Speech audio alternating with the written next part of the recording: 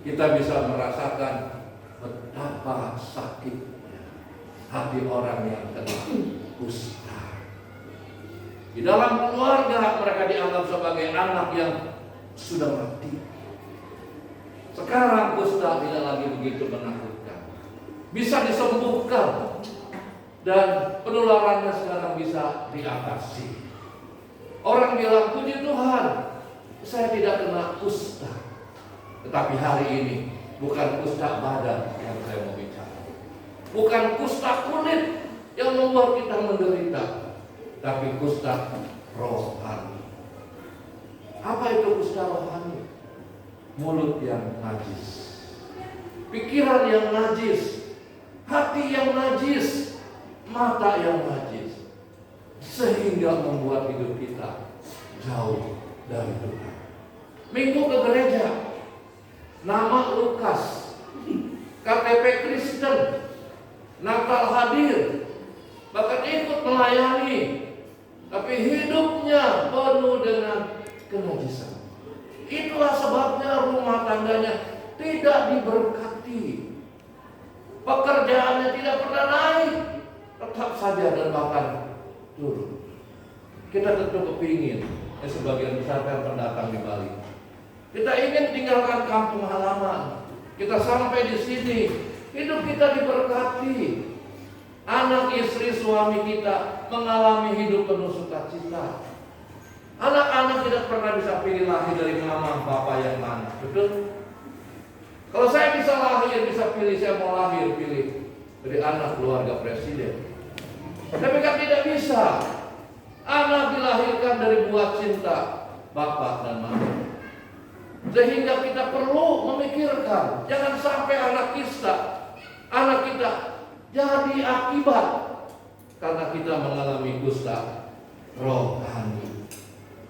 Pelajaran apa yang kita bisa tarik dari peristiwa 10 orang kusta yang kita akan baca pada pagi hari ini?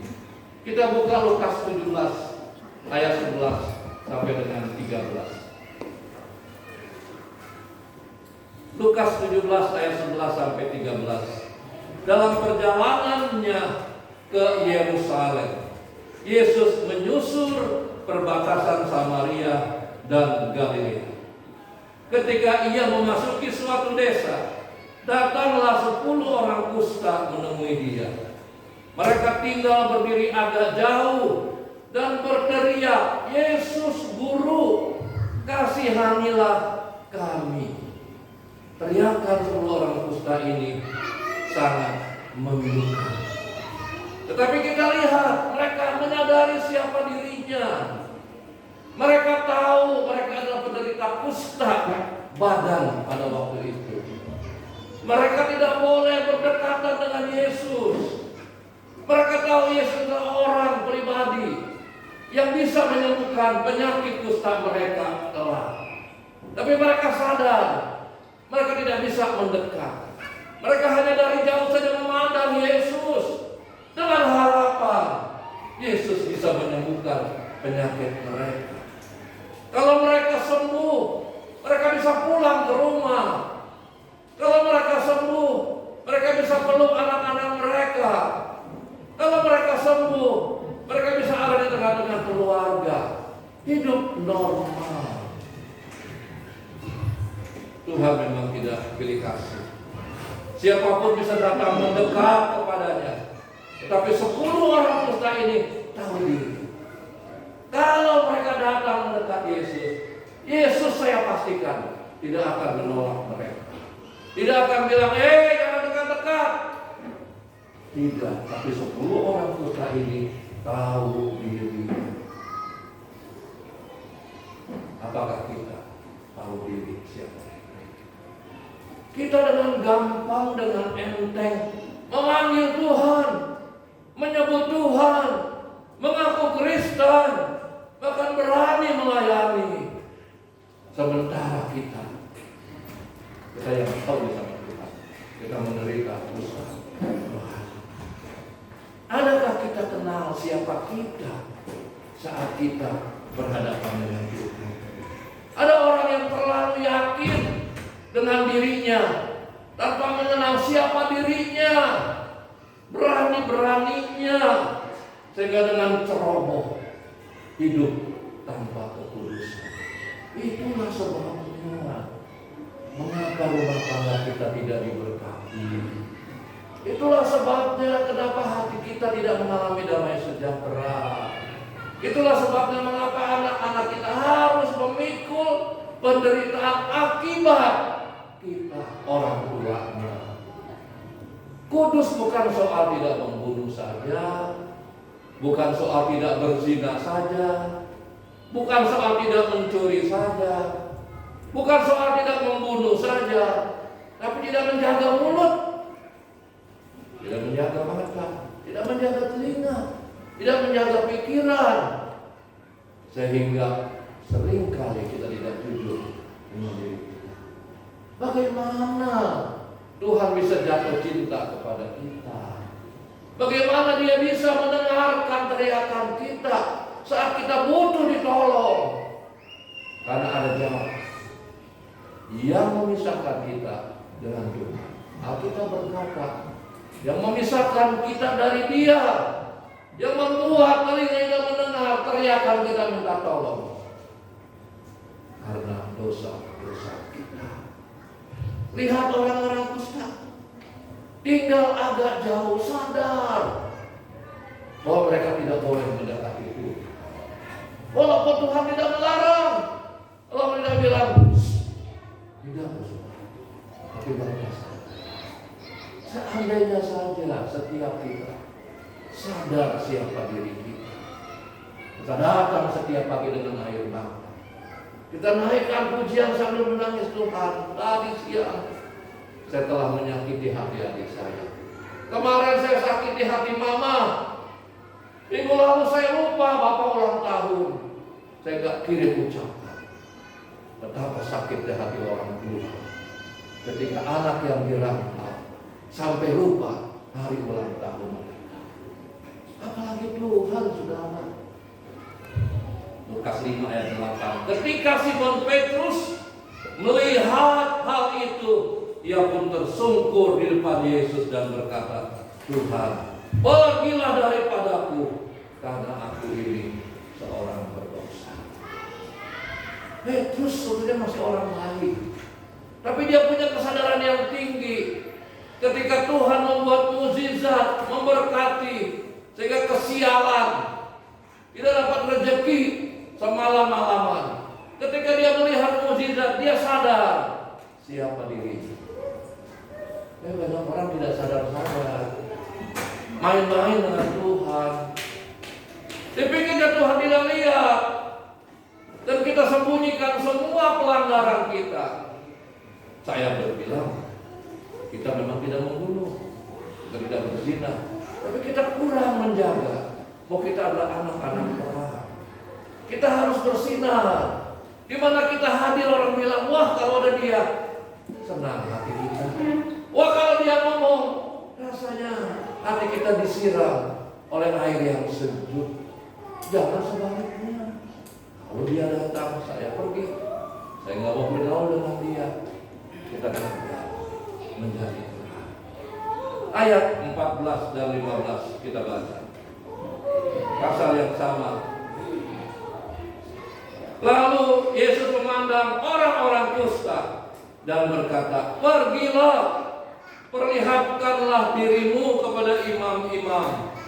Dan sementara orang kusta itu berjalan, mereka di tengah jalan, mereka menjadi tahir. Seorang dari mereka ketika melihat bahwa ia telah sembuh, kembali sambil memuliakan Allah dengan suara nyaring. Orang kusta baru ketemu Yesus saat itu. Tidak seperti kita sudah bertahun-tahun. Sejak lahir nama kita sudah dikasih nama Matius, Yohanes. Kita sudah dibaptis oleh papa mama yang membawa kita ke gereja. Kita KTP-nya Kristen, kita bukan orang baru. Tapi mengapa kita tidak menjalankan perintah Tuhan? Orang kusta ini belum tahu apakah Yesus bisa menyembuhkan penyakit mereka.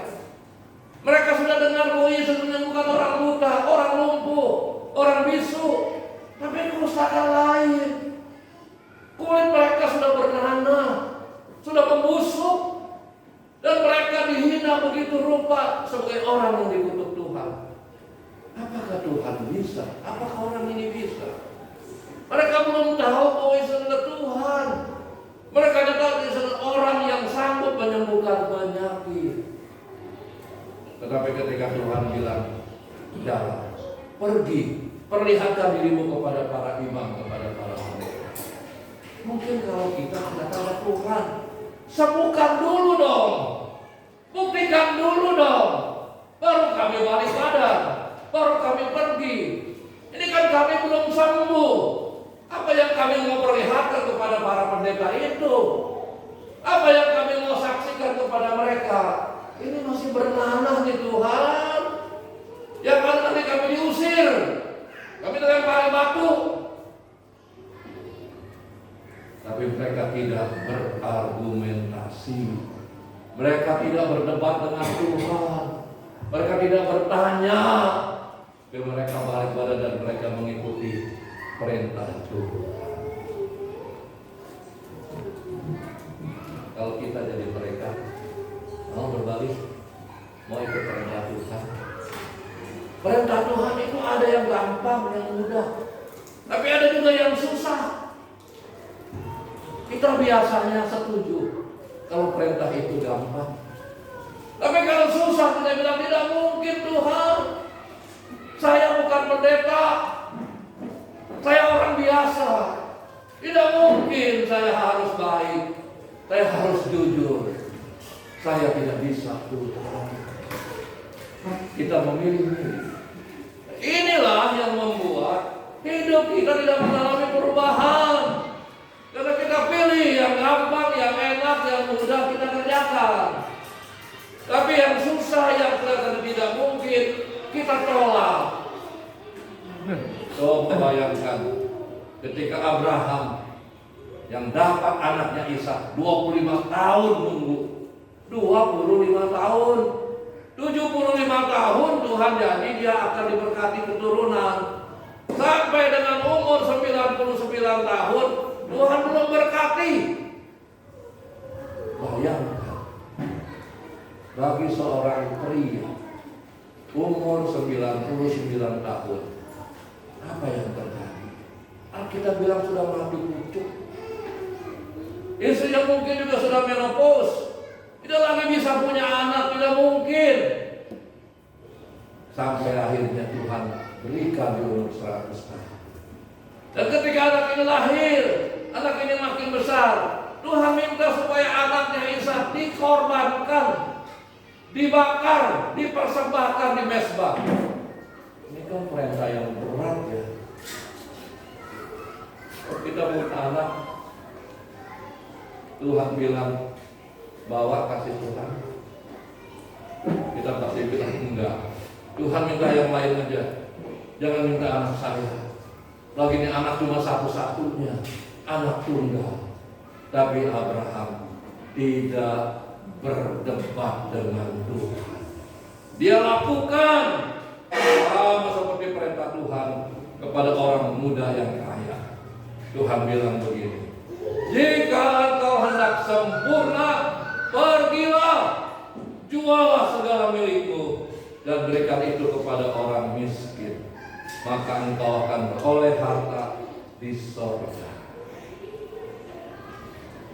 Kalau hari ini Tuhan perintahkan untuk jual sepeda motor kita, kasih orang miskin.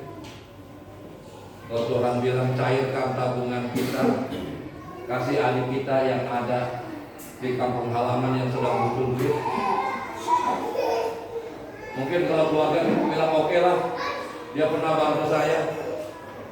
Tapi bagaimana dengan orang di jalanan, tetangga, teman sekerja yang sedang menangis, yang mungkin istrinya sakit tidak bisa punya uang, belum masuk BPJS, bisa kita sulit.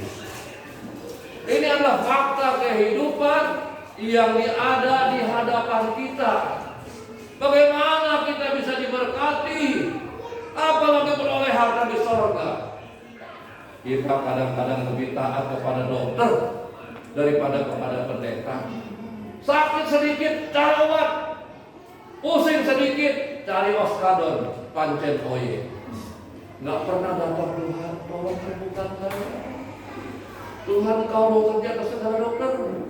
Saya baca di Alkitab kau sanggup sembuhkan orang buta jadi jelek, orang bisu bisa bicara, orang lumpuh bisa berjalan. Saya Tuhan, aduh Tuhan panas dingin.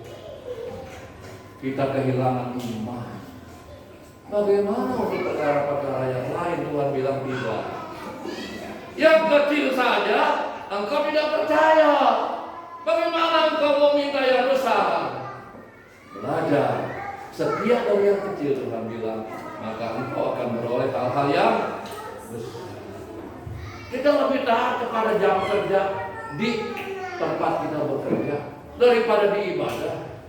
Kalau jam kerja kan masuk jam 8, berani datang jam 9, berani lewat 5 menit. Sementara bos, majikan, kepala kita sudah ada duluan di depan pintu. Kita pasti nggak tahan. Bangun pagi-pagi, kita yang nunggu daripada bos yang nunggu kita. Tapi ke ibadah, kok kita bisa terlambat? Saya terlambat dengan doa sama Tuhan. Karena bukan jalan-jalan, bukan berhenti ngopi makan dulu, tapi ibadah langsung kita lari kemari. Jangan ngobrolin kita. Tidak boleh kita main-main dalam ibadah. Kalau sudah tahu jam ibadah jam 10, datanglah setengah 10. Saya waktu kenal Tuhan, ibadah jam 4 pemuda. Saya datang jam 2. Apa yang saya buat? Saya minta kunci sama penjaga gereja. Saya angkat-angkat kursi. Saya sapu, saya pel. Jam 3 selesai, masih ada 1 jam. Masih sepi gereja. Saya bukan ketua, saya bukan pengurus. Saya duduk, saya berdoa, saya berlutut. Tuhan tolong teman-teman saya, tolong menjadi pendeta yang kokoh, supaya Tuhan penuhi dia, supaya saya diberkati, yang datang diberkati. Kalau itu kita lakukan, apakah Tuhan diamkan ketika kita menderita? Apakah Tuhan tidak memberikan telinganya kepada kita setiap menit untuk mendengar keluh kesah kita? Ayat 16 sampai 19 kita baca. Pasal yang sama bunyinya begitu. Seorang dari mereka ketika melihat bahwa ia telah sembuh kembali sambil memuliakan Allah dengan suara nyaring. Setelah dekat Yesus, dia tersungkur di depan kaki Yesus dan mengucap syukur kepadanya. Orang itu adalah seorang Samaria. Lalu Yesus berkata, bukankah tadi 10 orang? Dan 10-10-nya sudah sembuh. Mana yang 9?